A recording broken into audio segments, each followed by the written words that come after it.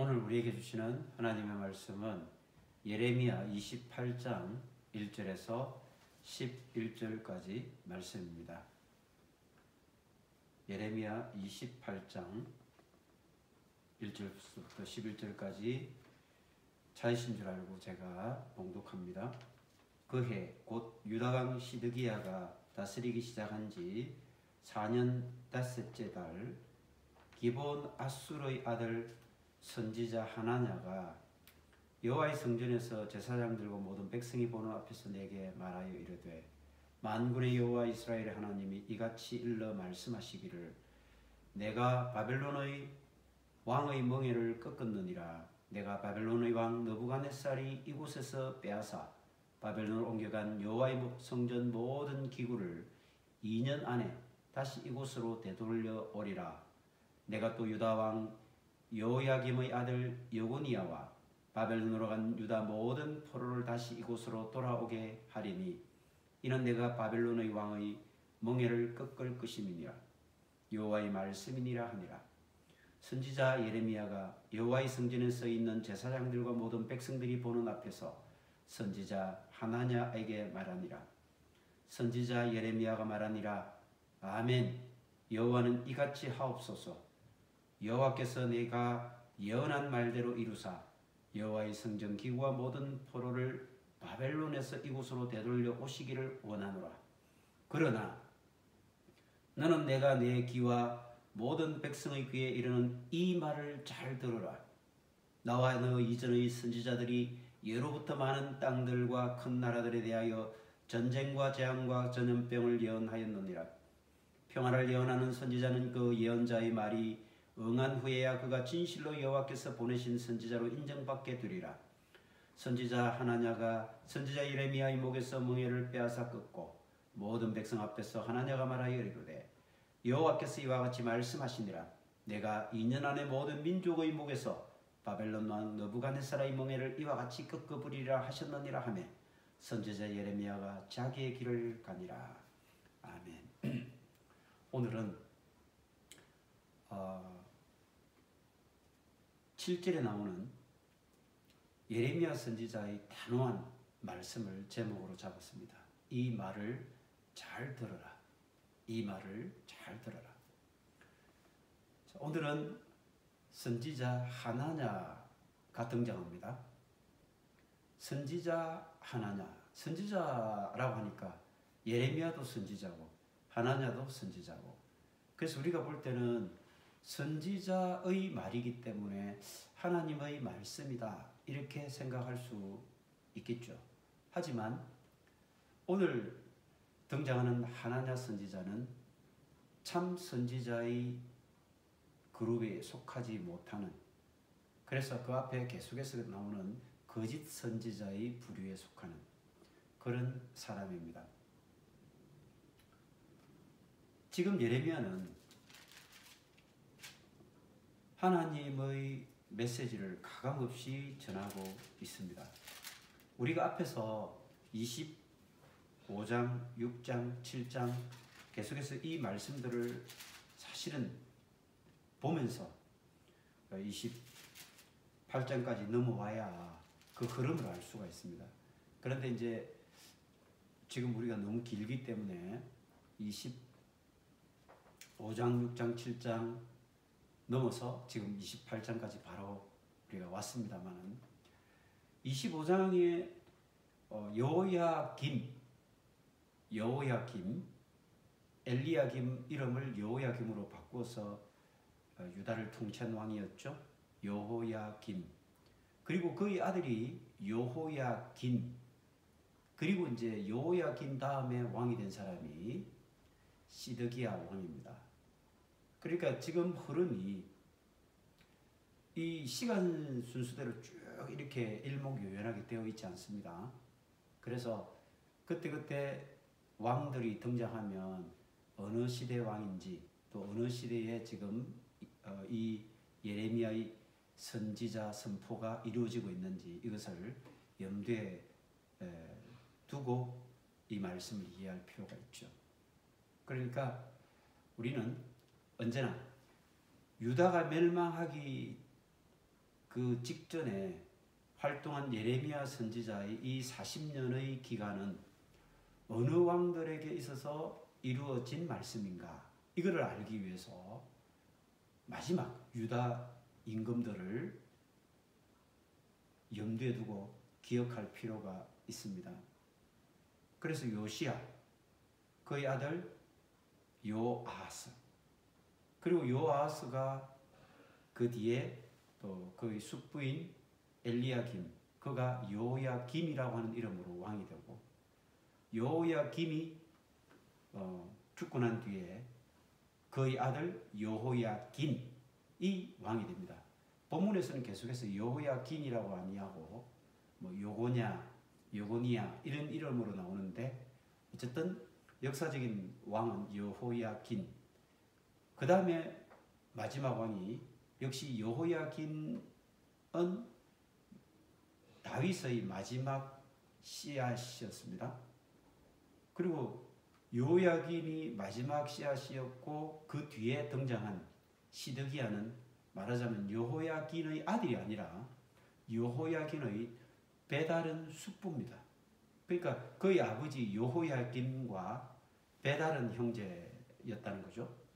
그렇게 해서 이제 그가 시드기야 왕이 되고, 그가 유다의 마지막 왕이 되면서 이제 유다는 완전히 역사 속에서 사라지게 되는 것이죠. 계속해서 예레미야는 유다 백성들에게 얘기를 합니다. 25장에서는 이렇게 얘기해요.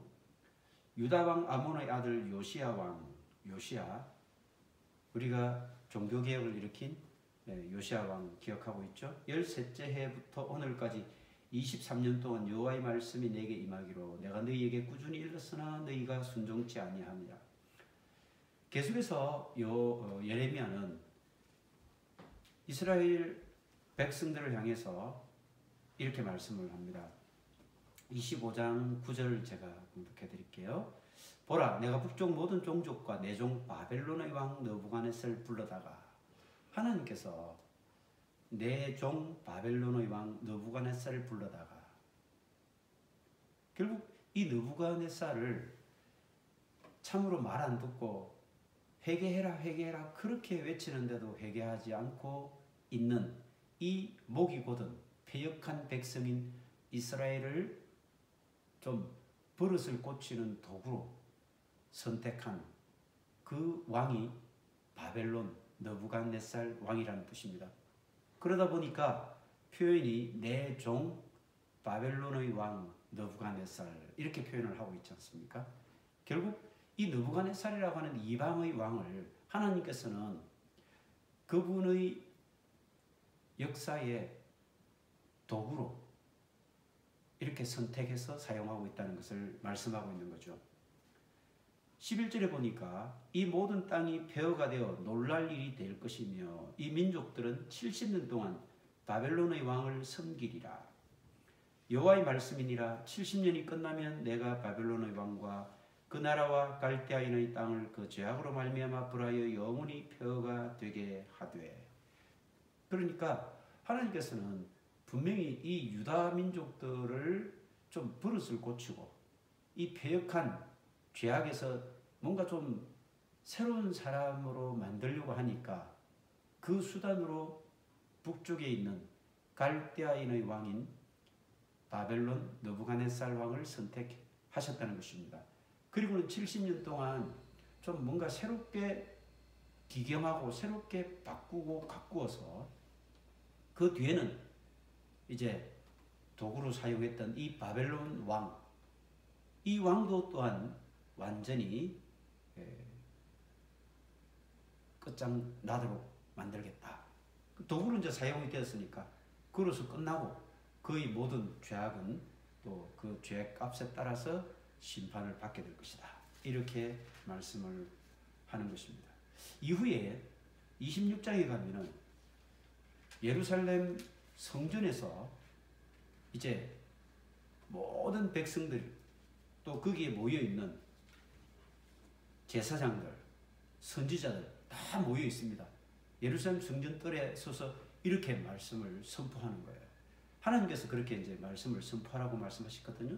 그 26장 1절에 보니까 여호야김이 다스리기 시작하던 때 여호와께서 이 말씀이 임하여 이르시되 너는 여호와의 성전뜰에 서서 여호와의 성전에서 지금 이렇게 말씀을 선포하는 겁니다. 5절에 보니까 내가 너희에게 나의 종 선지자들을 꾸준히 보내 그들의 말을 순종하라고 하였으나 너희는 순종치 아니하였느니라. 6절 내가 이 성전을 실로같이 되게 하고 이 성을 세계 모든 민족의 저주거리가 되게 하리라 하셨느니라. 예레미야 선지자가 여호와의 성전에서 이 말을 할 때 제사장, 선지자들 모든 백성이 다 듣더라 했지요. 그러니까 백성들은 당연히 하나님 성전에서 우리가 예배드리면 이 성전에 계신 하나님께서 우리를 지켜주시고 우리에게 복을 주시고 우리 민족을 모든 악재와 억압으로부터 모든 것들을 다 지켜주시고 보호해 주실 것이다 이렇게 믿고 있는 거잖아요. 그러니까 그들은 어쨌든 모든 그들의 그 믿음, 그들의 희망의 중심은 이 성전에 있는 겁니다. 여전히. 그런데 그 성전에 서서 예레미야는 뭐라고 얘기합니까? 내가 선지자들을 계속 보냈는데도 순종하라고 하라고 했는데도 너희는 순종 안 했다. 그러므로 이제 이 성전을 실로와 같이 되게 하겠다. 실로는 우리가 사사기를 보면 이 실로에 성막이 있었거든요. 이스라엘 백성들이 여호수아를 필두로 해서 가나안 땅을 정복하고 난 뒤에 하나님의 법궤, 언약궤가 어디에 안치되어 있었느냐 하면 실로에 안치되어 있었거든요. 그리고 그 실로를 지키고 성막을 지키고 있었던 제사장이 누굽니까? 우리가 너무 잘 아는 엘리 제사장 아닙니까? 그리고 나중에 그 두 아들이 참 범죄해서 죽고 말죠. 그리고 엘리도 그 놀란 충격으로 목이 부러져 죽잖아요. 그 사건이 있었던 곳이 바로 실로 성막이에요. 그래가지고 그 실로에 있던 그 언약궤가 어떻게 됩니까? 블레셋의 손에 빼앗겨 버리잖아요. 완전히 그냥 실로 성막은 완전히 폐허가 되고 언약궤는 빼앗겨 버리고, 그리고 그 언약궤를 되찾아오기까지는 나중에 다윗 왕이 등장하고 난 뒤에야 비로소 그 사건들을 우리가 잘 알잖아요. 그때 이 하나님의 언약궤를 그때 되찾아오는 거거든요. 그러니까 실로처럼 되게 하겠다 이 말씀은 뭐예요? 하나님의 언약궤가 있기만 하면 우리는 만사형통이고 막 불효턴턴이야. 어떤 매적의 침입도 감히 우리 언약궤가 있는 이곳을 범하지 못할 것이다. 이런 허황된 믿음을 갖고 있었다는 것이죠. 그런데 하나님은 오히려 예레미야의 입을 통해서 너희들이 믿고 있는 이 성전 실로처럼 완전히 황폐되게 만들어버리겠다. 이렇게 말씀하시는 거예요. 그렇게 되니까 어떻게 됐을까요? 8절에 보니까 예레미야가 여호와께서 명령하신 말씀을 모든 백성에게 전하기를 마침에 제사장들과 선지자들과 모든 백성이 그를 붙잡고 이르되 네가 반드시 죽어야 하리라. 어찌 네가 여호와의 이름을 의지하고 예언하여 이르기를 이 성전이 실로같이 되겠고 이 성이 황폐하여 주민이 없으리라 하느냐 하며 그 모든 백성이 여호와의 성전에서 예레미야를 향하여 모여드니라. 이제는 더 이상 우리가 못 참겠다. 감히 네가 이 성전, 이 성전에 모셔있는 하나님의 언약궤 앞에서 네가 우리 성전이 황폐화되고 실로처럼 완전히 하나님의 언약궤가 빼앗기고 철저하게 우리가 유린당하고 이렇게 억압받는 민족이 될 것이라고 말을 한다고, 이 민족의 반역자, 이 성전 모독자 용서할 수 없다. 너를 죽여야 되겠다. 예수님께서 뭐라고 말씀하셨을까요? 예수님께서 그렇게 말씀하셨잖아요. 그 신약 시대 때 아주 화려하게 지은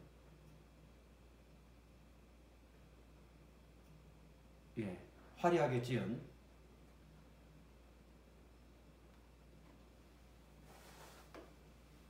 헤롯 성전을 예수님께서 보시고, 제자들이 그렇게 하잖아요.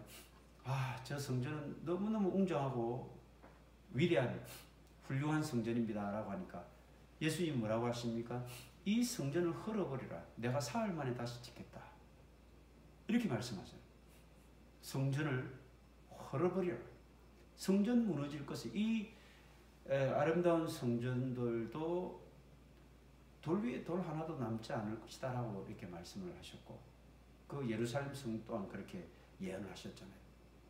그랬을 때 당연히 이스라엘 백성들은 뭐라고 반기를 들었습니까? 아니, 이 성전을 누가 감히, 이렇게 얘기했죠. 그리고 성전을 헐어버리라, 성전이 무너질 것이다 라고 예언하는 예수님을 성전 모독죄로 그래 잡아서 죽이려고 했잖아요. 성전 모독죄. 네가 하나님 아들이다. 성전이 어떻고 하나님 아들이 어떻고 이렇게 얘기하니까 성전이 아주 신성 모독죄라는 거죠. 신성 모독죄. 예수님이 그렇게 붙잡혀서 채찍질 당하고 재판받고 죽임을 당하거든요. 그것과 비슷한 상황이 지금 벌어지고 있습니다.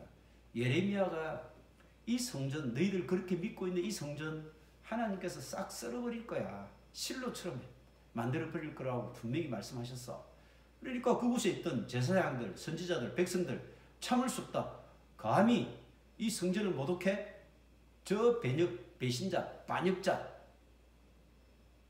그래서 그때부터 이제 철저하게 예레미야를 죽이려고 시도했던 것이죠.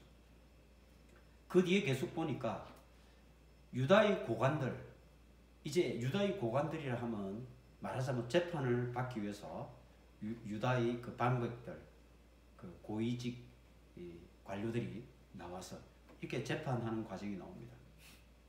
그 앞에서도 예레미야는 계속해서 얘기를 합니다. 이 성에 대해서 하나님께서 분명히 말씀하셨다. 그런즉 너희는 너희 길과 행위를 고치고 너희 하나님 여호와의 목소리를 청종하라. 그리하면 여호와께서 너희에게 선언하신 이 재앙에 대하여 뜻을 돌이키시리라. 보라, 나는 너희 손에 있으나 너희 의견에 좋은 대로 옳은 대로 하려니와 너희는 분명히 알아라. 너희가 나를 죽이면 반드시 무죄한 피를 너희 몸과 이 성과 이 성 주민에게 돌리는 것이니라. 이는 여호와께서 진실로 나를 보내사 이 모든 말을 너희 귀에 말하게 하셨느니라.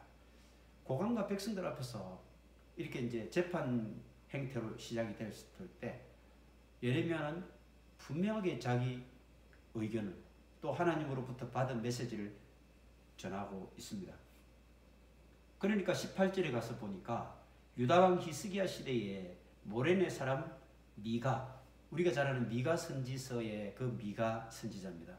히스기야 때 활동했던 그 선지자거든요. 미가서에 나오는 그 미가. 그게 미가도 이렇게 예루살렘이 돌무더기가 되고 이 성전의 산은 산당의 숲과 같이 완전히 쑥대밭이 될 것이다. 이렇게 예언을 했어요. 그랬을 때 히스기야 왕은 참 하나님 앞에 정직한 왕이었잖아요. 그러니까 그 미가 선지자의 예언에 대해서 오히려 무릎 꿇고 회개의 기도를 했습니다. 그런데 반대로 20절에 보니까 또 여호와 이름으로 예언한 사람이 있었는데 곧 기랏 여아림 스마야의 아들 우리야라. 그가 예레미야의 모든 말과 같이 이 성과 이 땅에 경고하여 예언하매 여호야김과 그 모든 용사와 고관이 이 말을 듣고 왕이 그를 죽이려 하며 우리야가 그 말을 듣고 두려워 애굽으로 도망하여 갔다. 그리고는 애굽으로 도망가 있는 우리야를 여호야김이 사람들을 보내가지고 그를 잡아와요. 그리고는 우리야를 칼로 베서 죽여버립니다. 여호야김이 그랬다는 것입니다. 그러니까 히스기야와 같은 참으로 하나님 앞에 신실한 왕은 이렇게 선지자가 얘기를 할 때 그 말을 듣고 오히려 스스로를 돌아보면서 하나님 앞에 무릎 꿇고 우리가 하나님 앞에 범죄하였나이다. 그러나 여호야김, 엘리야김, 그리고 그의 아들 여호야긴, 그리고 마지막 왕인 시드기야, 이때는요 완전히 그냥 하나님 앞에 경외하는 말씀도 없고 신앙도 없고 양심도 없고 어떤 진리의 통로도 통하지 않던 시대였어요. 그러니까 그때 우리아라고 하는 선지자가 나타나가지고 막 부르짖었거든요. 예레미야처럼 너희들 이러면 안 된다. 하나님께로 돌아가야 돼. 너희 이렇게 하면 너희들 다 망한다. 하니까 그리고 널 죽여버리겠다 하니까 이집트로 도망갔는데 그 애국과 여호야김은 이미 긴밀한 관계에 있었다. 왜냐하면 여호야김 왕을 누가 세웠느냐면 애국왕 바로 느고가 세웠거든요. 그러니까 그 이집트에 가서 쉽게 붙잡아 올 수 있었겠죠. 그리고는 유다 땅에서 우리야 선지자를 죽여버린다는 말이죠. 이게 무죄한 자의 피를 흘린다는 거예요. 무죄한 자의 피를 흘린다. 그러나 이렇게 선포했던 예레미야 선지자의 목숨은 어떻게 될까요? 마지막 절에 보니까 사반의 아들 아이감의 손이 예레미야를 도와 주어 그를 백성 손에 내어주지 아니하여 죽이지 못하게 하니라. 그래서 아이감이라는 사람이 나타나서 예레미야 선지자를 해치지 못하도록 이렇게 막고 예레미야가 살게 되죠. 예수님 시절 여러분 신약에 이런 장면 기억나십니까? 나사렛 고향 땅에 갔을 때 예수님이 복음을 전하지 않았습니까? 그랬을 때 나사렛 사람들이 뭐라고 했습니까? 내가 자기 아버지 요셉도 많은 사람인 거 알고 다 아는데 지가 뭐 하나님 아들이라고 하면서 무시하고, 사람들이 예수님을 붙잡아서 어떻게 합니까?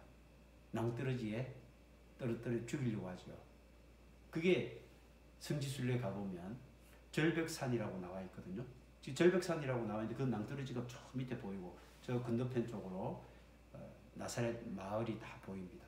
근데 그곳에서 떨어뜨려 죽이려고 하니까 예수님께서 그곳을 피해 가시니라 이렇게 표현되어 있지 않습니까? 예레미야 선지자의 이런 모든 삶의 여정들을 딱 보면요, 예수님의 그런 삶의 여정과 참 너무 비슷하다는 것을 알 수가 있습니다. 그리고 27절에 가보니까요, 이제 본격적으로 거짓 선지자들과 이제 예레미야 선지자가 싸우기 시작합니다. 예레미야 선지자가 행위 예언들을 많이 했지 않습니까? 토기장이 집에 가서, 그리고 깨진 항아리를 들고 가는 이런 것들이라든지 그거 많이 했잖아요. 그 중에 또 한 가지가 또 나옵니다.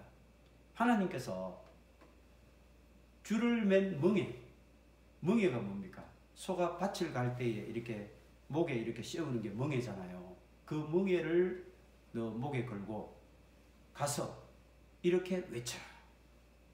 실제로 그래서 예레미야 선지자는 줄을 맨 멍에를 목에 딱 걸고 외치게 됩니다. 그때 유다와 그 주변의 모든 나라들이 다 모였습니다. 왜요? 지금 북쪽에 바벨론 왕이, 바벨론 느부갓네살이 쳐내려오면 우리가 다 이렇게 거대한 군대를 맞이해서 싸울 재간이 없으니까, 이길 재간이 없으니까 우리가 다 같이 이렇게 합심해서 동맹을 맺어서 그 저항하자, 이런 차원에서 유다를 중심으로 해서 그 주변국들이 다 모이게 되었습니다. 그 주변 사신들이 모인 자리가 바로 오늘 27장 자리예요. 유다를 중심으로 해서 그 남쪽에는 누가 있습니까? 예, 에돔이 있죠. 에돔. 그리고 오른쪽 동편에는 모압이 있죠. 모압에 암몬이 있습니다. 그리고 북쪽으로 올라가 보면 두로와 시돈이 있잖아요. 두로와 시돈. 그러니까 그런 나라에 있는 이 사방에 있는 유다를 중심으로 해서 사방, 남쪽, 동쪽, 북쪽, 서쪽은 지금 지중해 바다니까 서쪽에는 뭐 나라가 없는 거잖아요. 이렇게 주변 나라들이 다 모인 거예요. 물론 그 왕들이 직접 모인 것이 아니라 사신들이 다 모인 거죠. 그래서 모여서 어떻게 우리가 바벨론 왕 느부갓네살의 침략에 저항할 것인가, 이것을 논의하기 위한 자리에 모였단 말이에요. 그때 그 자리에 예레미야가 줄을 맨 멍에를 딱 이렇게 목에 메고 나타난 거예요. 그리고는 이렇게 얘기를 합니다.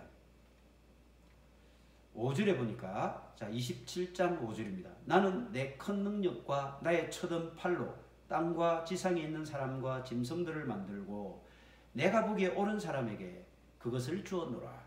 이제 내가 이 모든 땅을 내 종 바벨론의 왕 느부갓네살의 손에 주고 또 들짐승들을 그에게 주어서 섬기게 하였나니 모든 나라가 그와 그의 아들과 손자를 그 땅의 기한이 이르기까지 섬기리라. 또한 많은 나라들과 큰 왕들이 그 자신을 섬기리라. 여호와의 말씀이니라. 바벨론 왕 느부갓네살을 섬기지 아니하며 그 목으로 바벨론의 왕의 멍에를 매지 아니하는 백성과 나라는 내가 그들이 멸망하기까지 칼과 기근과 전염병으로 그 민족을 벌하리라. 분명히 하나님께서는 어떻게 합니까? 이제 내 종 바벨론 왕 느부갓네살, 이렇게 표현을 또 계속하고 있잖아요. 그러면서 이제는 지금 모든 주변 나라의 대신들이 다 모여있는 그곳에서 이 내 종 바벨론 왕 느부갓네살을 섬기지 않는 나라, 않는 민족은 내가 칼과 기근과 전염병으로 다 썰어버리겠다.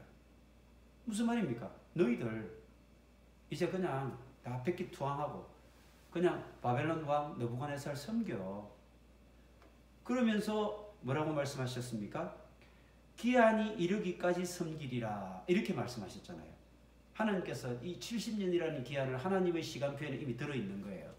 그래서 70년 동안 너희들 그들을 섬겨야 돼, 이걸 분명하게 말씀을 하고 있는 것입니다.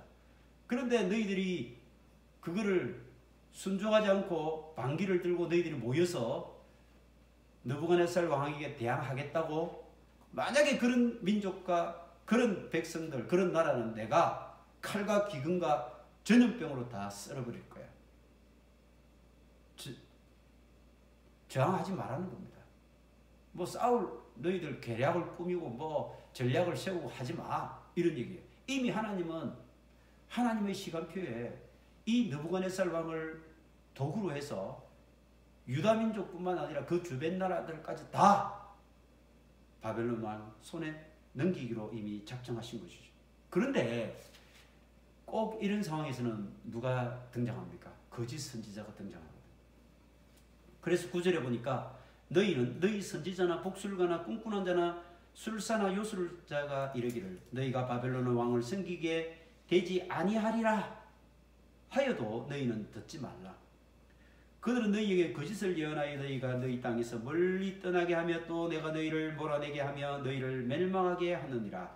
그러나 그 목으로 바벨론 왕의 멍에를 메고 그를 섬기는 나라는 내가 그들을 그 땅에 머물러 밭을 갈며 거기서 살게 하리라 하셨다 하라.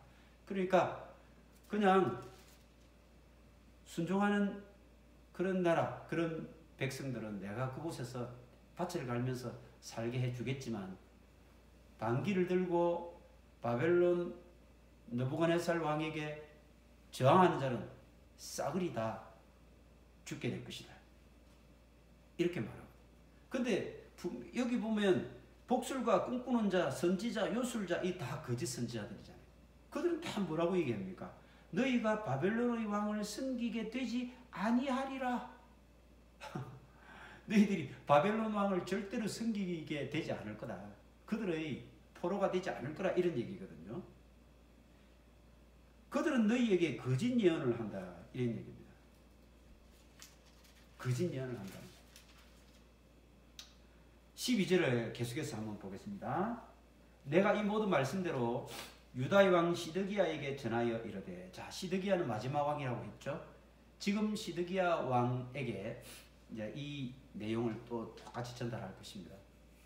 그래서 요시야 왕 이후에 나타난, 잠시 있다가 3개월 있다가 죽은 요아하스를 빼더라도 그러면 그 뒤에 여호야김, 그 다음에 시드기야, 이렇게 이 세 왕 시기에, 이 급박한 시기에 지금 예레미야를 통해서 하나님께서 계속해서 던지고 있는 말씀들입니다. 그래서 시드기야에게 이렇게 말해라. 왕과 백성은 바벨론 왕의 멍에를 목에 메고 그와 그의 백성을 섬기소서. 그리하면 사실이라. 바벨론 왕 느부갓네살에게 그냥 투항하고 포로로 가서 그렇게 살아라는 거예요. 그럼 너희들 살 거야.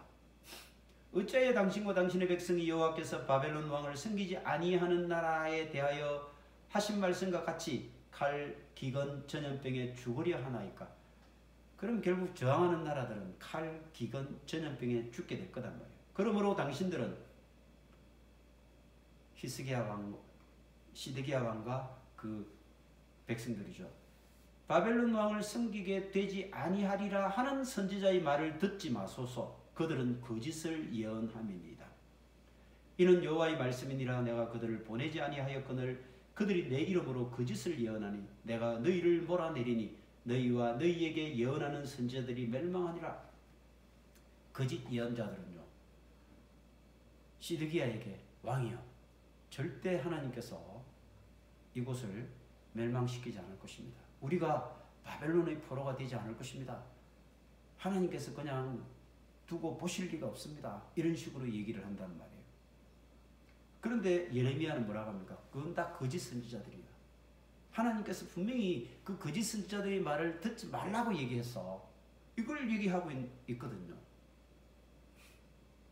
그런데 참 우리가 이런 상황에서는 어려운 문제가 하나 생기지 않습니까? 그럼 누구의 말이 진짜고? 이런 얘기가 되잖아요. 오늘날로 치자면 목사들이 다 하나님 말씀이라고 선포하고 있습니다. 그럴 때 이 목사는 이렇게 얘기하고 저 목사는 저렇게 얘기를 하는데 그럼 누구의 말이 옳은 말이냐? 누가 진짜 하나님의 말씀을 전하고 있는가? 이런 문제가 생기지 않습니까? 여러분 어떻게 생각하십니까? 하나님의 이름으로 하나님의 말씀이라고 하면서 하나님의 그런 그 메시지들이 끊임없이 수많은 도처에서 선포되어지고 외쳐지고 있지 않습니까? 그럼 그럴 때 우리가 진짜 하나님의 말씀이라고 어떻게 구분할 수 있습니까? 참과 거짓을 우리는 어떻게 분별할 수 있어야 하겠습니까? 가장 중요한 것은 뭐겠습니까? 오늘날 우리에게는 분명히 하나님의 말씀이 주어져 있습니다. 예레미야 시대 때는 하나님의 말씀이라는 게 하나님의 사람인 선지자들을 통해서만 선포되어질 때 그때 그게 하나님 말씀인가? 라고 생각할 수도 있는데 그것조차도 거짓 선지자들이 얘기를 하고 선포하면 그건 하나님의 옳은 말씀이 아닌 거예요. 어떻게 우리가 구분할까요? 오늘날은 분명하게 하나님 말씀이 명백하게 있습니다. 어디에 있습니까? 여기 있습니다. 66권의 성경 속에 하나님의 말씀이 문자로 기록되어 있습니다. 이게 얼마나 감사합니까? 분명히 이것 말고는 하나님의 말씀이 없다라고 분명히 말씀을 하고 있지 않습니까? 그래서 우리는 하나님의 말씀에 대해서 배워야 되고 깨달아야 되고 끊임없이 하나님의 말씀을 자꾸 이 66권의 성경 말씀을 통해서 들어야 하는 것입니다. 그 66권의 성경 말씀 밖에 있는 것을 얘기하는 것은 다 거짓 선지자들의 얘기입니다. 두 번째는 하나님의 말씀을 우리가 참과 거짓을 구분하는 기준은 우리가 영적인 경험, 영적인 체험을 통해서 우리가 또 알 수 있습니다. 첫 번째는 우리가 이 성경 말씀을 기준으로 해야 되고 두 번째는 영적인 경험들이 우리에게는 많이 있습니다. 실제 여러분들이 참으로 암울하고 절망스러운 상황에서 그때 하나님이 여러분에게 또 저와 모든 주위 사람들에게 나타나서 하나님이 베풀어 주신 은혜의 손길을 기억해 보십시오. 정말 이게 하나님의 역사가 아니고서는 도저히 이루어질 수 없는 일이다라고 그렇게 여러분들이 생각하고 인정했던 순간들이 얼마나 많습니까? 우리 인생의 뒤안길을 한번 돌아보십시오. 그럴 때 그 굽이굽이 하나님의 손길이 아닌 곳이 있다고 여러분 생각하십니까? 하나님의 역사가 성취하지 않은 그 순간이 우리의 역사 속에서 한순간이라도 있었다고 생각하십니까? 없었습니다. 하나님은 늘 우리와 동행하셨다는 것을 여러분 깨닫고 그것을 인정하고 있지 않습니까? 우리는 참 거짓, 이 어느 것이 과연 진짜 하나님의 메시지이냐 라는 것을 우리가 구분하기 위해서는 이 두 가지가 잘 병행이 되어야 됩니다. 여러분, 첫 번째는 말씀, 성경 말씀을 철저하게 붙잡아야 되고요. 두 번째는 하나님의 그 놀라운 능력이 우리 삶 가운데 참으로 영적으로 체험되어지고 경험되어지는 그런 순간들을 우리가 통해서 하나님의 진정한 메시지를 우리가 분별해낼 수 있는 것입니다. 야다라고 하는 히브리어는 우리가 단순히 지식적으로만 아는 것으로 그치면 안 되는 것입니다. 야다, 경험으로 아는 것입니다. 왜요? 하나님께서 우리 삶 가운데 우리와 늘 동행하시면서 우리를 붙잡아 주시며 우리를 이끌어가고 계시다라고 하는 것을 우리가 경험으로 알 때에 그것이 참된 하나님의 메시지가 되는 것입니다. 하나님은 또한 우리에게 이렇게 이성적인 그런 합리적 판단도 주셨습니다. 이것도 사실은 우리가 참과 거짓을 구분하는 중요한 그런 도구로 사용할 수 있습니다. 그런데 우리가 제일 먼저 하나님 말씀, 두 번째는 그런 놀라운 영적인 체험, 세 번째는 우리에게 주신 합리적이고 이성적인 그런 지성, 두뇌, 이런 것들이 다 참과 거짓을 구분하도록 하나님께서 우리에게 주셨던 모든 도구들이라는 것을 여러분 기억하시기 바랍니다. 28장 오늘 읽었던 본문 말씀으로 이제 마무리를 이제 정리해 들어가려고 합니다. 이 참과 거짓의 싸움에서 또 하나의 선지자가 등장합니다. 그 이름이 바로 하나냐예요. 하나냐 아니에요. 하나냐. 이 하나냐 선지자는 기브온 사람입니다.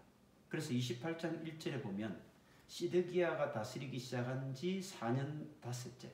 시드기야 왕이 유다 마지막 왕이라고 말씀드렸습니다. 4년 닷새째 달이니까 주전 593년경쯤 됩니다. 586년이 예루살렘 완전히 성전이 무너지고 멸망한 날입니다. 그럼 586년이니까 593년 빼면 몇 년이 됩니까? 한 7년 정도 되죠. 7년 전에, 유다 멸망 7년 전에 있었던 사건입니다. 기브온 선지자 하나냐와 아나돗 선지자 예레미야의 이 두 구도를 여러분 생각해 보십시오. 아나돗은 예레미야 우리 1장 1절에서 말씀드렸다시피 낙향한 선지자들 또 귀양살이하는 선지자들의 고향이 아나돗이었습니다. 말하자면 그 당시에 세상의 권력이나 세상의 어떤 기득권층으로부터 밀려나 있었던 사람들이 살았던 그런 고향이 아나돗이에요. 그 아나돗에서 온 선지자인 예레미야와 기브온 하면 당시에 하나님의 성막이 있던 곳이었어요. 우리가 잘 아는 솔로몬이 1천의 번제를 드렸던 곳이 어디입니까? 바로 기브온 산당 아닙니까? 여러분 기억하시죠? 기브온 산당, 곧 그곳에 하나님의 성막이 있었고 그곳에 하나님의 언약궤를 안치해 두고 있었습니다. 그러니까 그곳에서 당연히 솔로몬은 1천의 번제를 드리고 그리고 나서 이제 하나님께서 응답해 주시지 않습니까? 내가 무엇을 원하느냐? 하나님 저에게 레브쇼메하를 주십시오. 레브쇼메하. 레브쇼메하라는 말은 듣는 마음이거든요. 이걸 우리 옛날 성경에는 이제 지혜로 번역해갖고 지혜의 왕 솔로몬 이렇게 하는데 듣는 마음이에요. 듣는 마음. 백성들에게 여러 고충을 듣고 그들의 사정을 내가 들어서 이 백성들을 하나님의 뜻에 맞는 그런 통치를 해 나갈 수 있도록 듣는 마음을 주십시오. 레브 쇼메하 이렇게 표현이 되어 있거든요. 그것이 바로 기본이에요. 그러니까 기본에 있는 제사장들은 어떤 사람들이었겠습니까? 맞습니다. 바로 솔로몬 왕 때 득세하고 있었던 사독 계열의 왕이었어요. 제사장들이었어요. 그러면 낙향한 그때 쫓겨간 선지자는 누굽니까? 아비아달이죠. 이 아비아달 제사장의 후손들이 바로 아나돗에 살고 있었고요. 사독 계열의 제사장들, 그들이 왕궁에서 권력을 잡고 왕과 함께 실세 노릇을 하고 있었던 제사장들이었는데 그들이 있었던 곳이 어디라고요? 기브온입니다. 그러니까 기브온 사람 아술의 아들 선지자 하나냐라고 하면 상당히 당시에 사회적으로 인정받고 상당히 또 영향력이 있는 그런 선지자였다는 것입니다. 요즘 말로 바꾸어 표현하면 어떻게 될까요? 서울대 출신 또는 하버드대 출신 이런 겁니다. 그러니까 서울대 출신이고 여러분 하버드 출신이라면 어떻게 생각합니까? 한국 사람들은 뭐 최고, 그냥 굿, 무조건 오케이 이런 거잖아요. 그런데 이름 없고 그 권력의 모든 것에서 벗어나 있었던 그런 낙향하고 또 귀양살이만 하고 있었던 그 아나돗이라고 하는 곳에서 온 선지자 예레미야. 요즘 말로 하면 저 지방 그 이름도 없는 총구석에 있는 그런 대학 출신 뭐 이런 거죠. 지방대 출신이에요. 지방대 출신. 아무도 알아주지 않는. 그런데 서울대 그리고 하버드대 출신인 이 하나냐 선지자가 둘이서 이렇게 하나님의 메시지를 놓고 얘기하는 그런 상황들이 28장에 벌어지고 있는 것입니다. 이 하나냐가 뭐라고 얘기하느냐면 여호와의 성전에서 제사장들과 모든 백성이 보는 앞에서 이렇게 말합니다. 2절 한번 보실까요? 자, 만군의 여호와 이스라엘 하나님이 이같이 일러 말씀하시기를 내가 바벨론 왕의 멍에를 꺾었느니라. 하나냐는 이렇게 얘기하는 거래요. 하나님이 내가 바벨론 왕의 멍에를 확 꺾어버렸다. 3절에 내가 바벨론 왕 느부갓네살이 이곳에서 빼앗아 바벨론으로 옮겨간 여호와의 성전 모든 기구를 2년 안에 다시 이곳으로 되돌려 오리라. 지금 시드기야 왕 앞에 여호야김, 그 앞에 여호야김이었죠.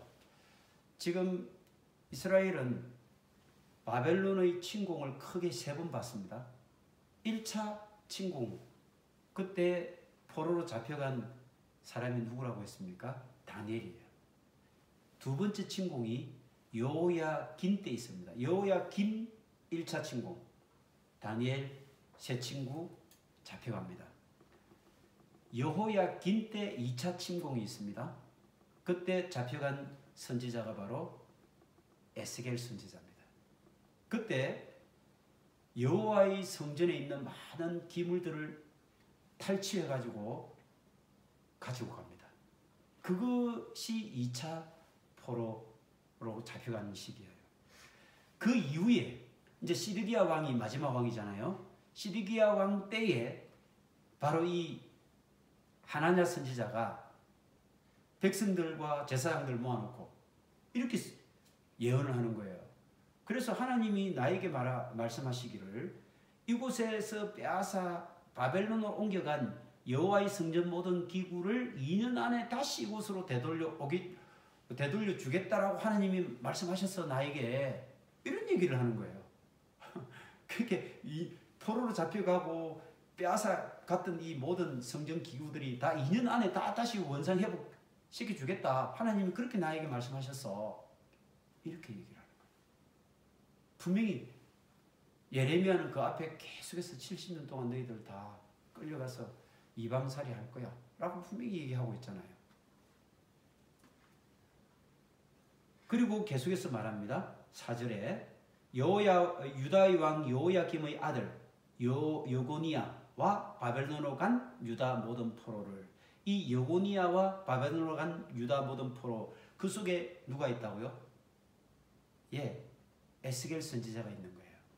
그럼 그 앞에 여호야김의 아들 할 때 여호야김 때는 누가 잡혀갔다고요? 다니엘과 세 친구가 잡혀갔단 말이에요. 그러니까 여호야김 그리고 이제 시드기야 왕이 지금 등장한 거예요. 그 나중에 여러분 586년에 가면 시드기야 왕이 이제 죽임을 당하면서 포로로 잡혀가면서 그때 철저하게 완전히 이제 유다가 멸망당하거든요. 예, 그게 586년이란 말이에요. 그러니까 그 전 7년 전에 지금 이 사건이 지금 벌어지고 있는 겁니다. 그때 내가 바벨론 왕의 멍에를 꺾을 것임이라. 2년 만에 돌아올 거고 그때 바벨론 왕의 멍에를 확 꺾어버릴 것이다 라고 이렇게 하나님이 말씀하셨다는 겁니다. 지금 하나냐라고 하는 선지자의 얘기입니다. 6절입니다. 6절 선지자 예레미야가 말하니라. 아멘. 여호와는 이같이 하옵소서. 그러니까 예레미야가 그걸 딱 듣고 있다가 뭐라고 합니까? 아멘. 아멘. 여호와는 이같이 하옵소서. 무슨 말입니까? 그래, 나도 그랬으면 좋겠다. 나도 그랬으면 좋겠다. 나도 말이야, 당신 하나냐, 당신 얘기대로 정말 2년 안에 잡혀갔던 포로들이 돌아오고 탈취해간 그 여호와의 그 성전에 있던 기물들 다시 회복되면 좋겠다. 나도 너무 좋겠다. 아멘. 하나님 그리 해주십시오. 그러고 난 뒤에 뭐라 합니까? 내가 예언한 말대로 이루사 여호와의 성전 기구와 모든 포로를 바벨론에서 이곳으로 되돌아오시기를 원하노라. 7절입니다. 이걸 잘 들어봐야 됩니다. 우리가. 그러나 너는 내가 내 귀와 모든 백성의 귀에 이르는 이 말을 잘 들어라. 오늘 설교 제목이 이겁니다. 이 말을 잘 들어라. 이 말은 뭡니까? 너 하나님의 말을 백성들이 잘 들을 것이 아니라 지금 내가 하는 예레미야 내가 하는 이 말을 잘 들으란 말이에요. 그런 말씀이죠. 나와 너 이전의 선지자들이 예로부터 많은 땅들과 큰 나라들에 대하여 전쟁과 재앙과 전염병을 예언하였느니라. 9절 평화를 예언하는 선지자는 그 예언자의 말이 응한 후에야 그가 진실로 여호와께서 보내신 선지자로 인정받게 되리라. 10절 선지자 하나냐가 선지자 예레미야의 목에서 멍에를 빼앗아 꺾고 모든 백성 앞에서 하나냐가 말하여 이르되 여호와께서 이와 같이 말씀하시니라. 내가 2년 안에 모든 민족의 목에서 바벨론 왕 느부갓네살의 멍에를 이와 같이 꺾어버리리라 하셨느니라 하매 선지자 예레미야가 자기의 길을 가니라. 무슨 말씀입니까? 분명히 하나님께서는 예레미야 선지자를 통해서 이렇게 멍에를 만들어서 메고 가서 이렇게 얘기하라고 말씀했지 않습니까? 그런데 하나냐는 그 멍에를 팍 이렇게 자기가 빼앗아 가지고 그걸 막 부질러 가지고요. 하나님은 바벨론 왕의 멍에로부터 우리 유다를 이렇게 지켜줄 것이다 라고 얘기했다. 2년 안에 그것도 이렇게 얘기하는 거예요. 그러면서 확 부질러 버린 거예요. 그러자 이제 그 얘기를 들은 예레미야는 더 이상 이제 변론할 그런 힘도 없고 가치도 없고 나는 하나님의 예언을 분명히 너희들에게 전했다. 분명히 이 멍에를 메고 가서 너희들이 멍에처럼 70년을 이 멍에살이 해라 라고 하나님께서 말씀하셨는데 엉뚱하게 하나냐 선지자는 나와가지고 그 멍에를 빼앗아가 팍 부지르면서 2년 안에 이거 바벨론 느부갓네살의 포로생활 이 멍에 딱 꺾어버릴 것이다 라고 얘기를 한단 말이에요. 이럴 때 백성들은 누구 편이 되었겠습니까? 백성들은 누구의 말에 환호했겠습니까? 당연하죠. 그 하나냐의 말, 그것이 진짜 하나님의 말이라고 믿지 않겠습니까?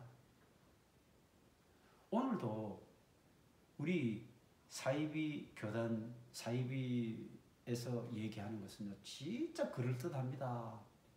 다 너무 좋아요. 너무 그럴듯하고 그럴싸하고 100% 하나님 말씀 같고 그래요. 우리가 그런데 기억해야 될 것은요. 우리 그 결과를 우리 너무 잘 알지 않습니까? 우리는 이 모든 결과를 너무 잘 압니다. 결국 그 하나냐는 나중에 다 하나님 앞에서 그가 그해 7째 달에 죽었더라 라고 28장 마지막 절에 글이 끝납니다. 하나냐 선지자 죽었습니다. 하나님 앞에 심판받아 죽었어요. 결국은요, 거짓 선지자의 말로는 그렇게 됩니다. 하나님의 심판을 피할 수 없을 것입니다. 구약 성경의 신앙은 이 바벨론 70년 포로살이의 전과 후로 나뉩니다. 하나님께서 아무 까닭 없이 70년 동안 포로살이 시키겠습니까? 아닙니다. 70년 이 포로살이의 전에는 하나님은 단지 유대민족의 신, 유대민족을 다스리는, 통치하는, 이끌어가시는 유대민족의 그런 한민족의 신에 머물러 있었습니다. 그런데 70년 포로기 이후를 거치면서 하나님은 어떻게 됐을까요? 하나님은 유대민족만을 다스리는 것이 아니라 유대민족의 그 강대국 원수나라였던 바벨론 왕도 도구로 쓰십니다. 그리고 그 도구살이에서 70년 동안 있다가 그 바벨론 왕을 심판하고 누굽니까? 페르시아, 바사인 페르시아 왕 고레스를 통해서 그를 돌아오게 하신다. 이스라엘 백성들을 돌아오게 하신다. 70년 후에.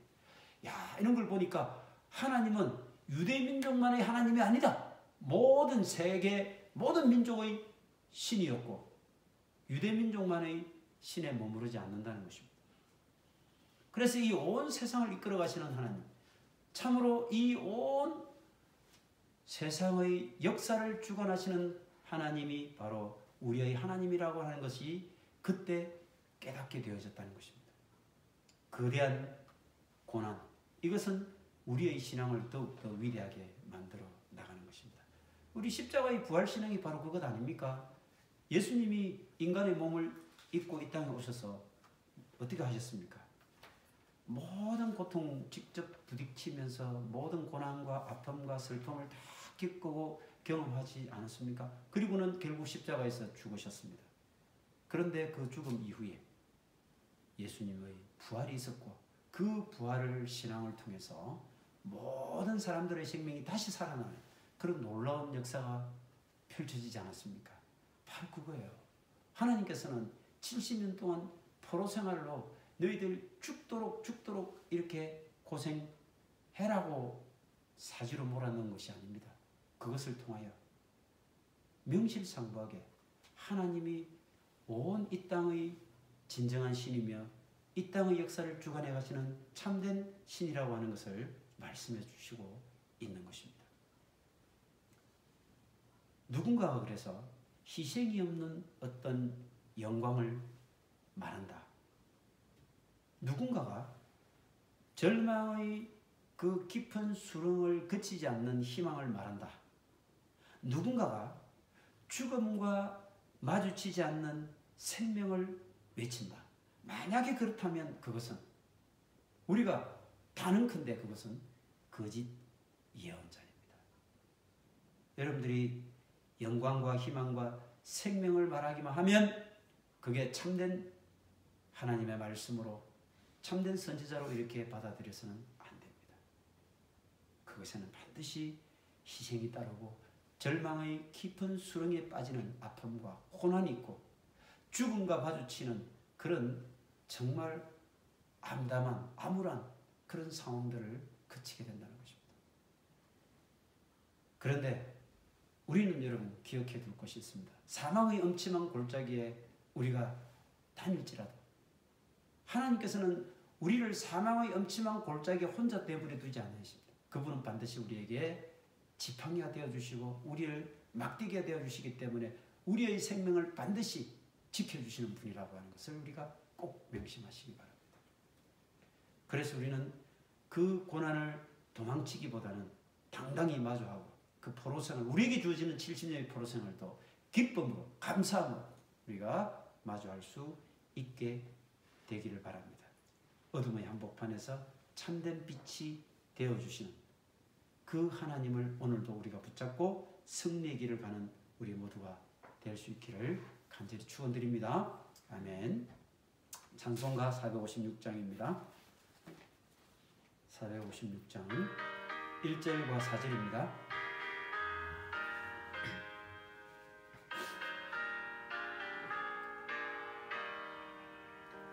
거친 세상에서 실패하거든 그 손 못 잡은 만져라.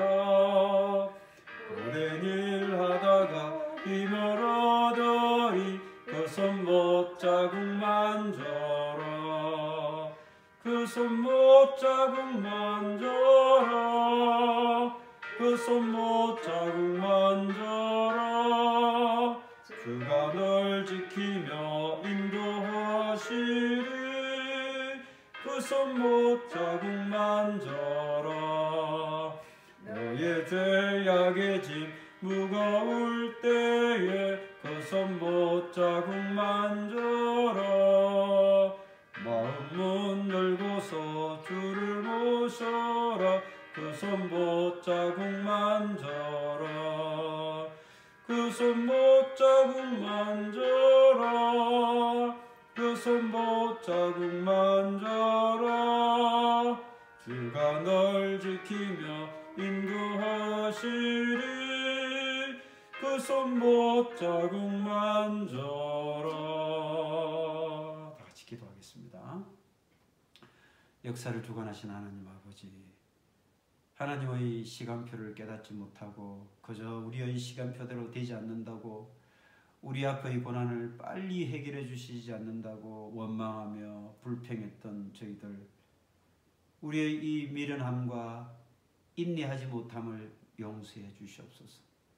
모든 일과 상황에는 하나님의 뜻이 있음을 우리가 머리로는 알고 있으면서도 우리의 가슴으로 기다리고 인내하며 기도하고 하나님의 그 음성을 기다려야만 했었는데도 불구하고 그러지 못했음을 이 시간 용서해 주옵소서. 우리에게 용기와 지혜를 주셔서 하나님의 신실한 손길을 바라보며 어떤 절망, 어떤 고난, 어떤 낭망의 순간에도 우리 믿음을 잃지 않고 그 말씀과 진리 길을 따라 걸어가게 하여 주시옵소서.